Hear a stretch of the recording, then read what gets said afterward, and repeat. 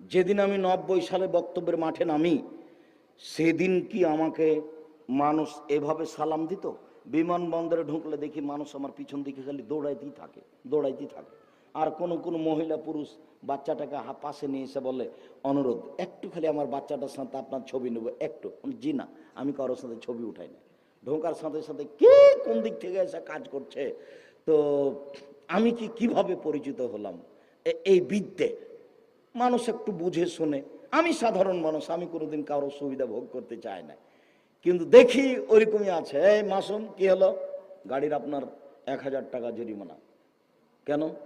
গাড়ি বিপদ সময়ের উপর যে ঘন্টায় 80 কিলোমিটার চলবে, 100 মিটার চলেছে, তো টাকা নেবে। বলছে আমরা একটু যাচ্ছিলাম চট্টগ্রাম, যাচ্ছিলাম আমরা সিলেট। গাড়িতে কি আছে? আব্দুর রাজ্জাক বিন ইউসুফ আছে। আরে খাতা কলম ছেড়ে দিয়ে বলো কি, আমার স্ত্রী তো সবসময় তার বক্তব্য শুনে।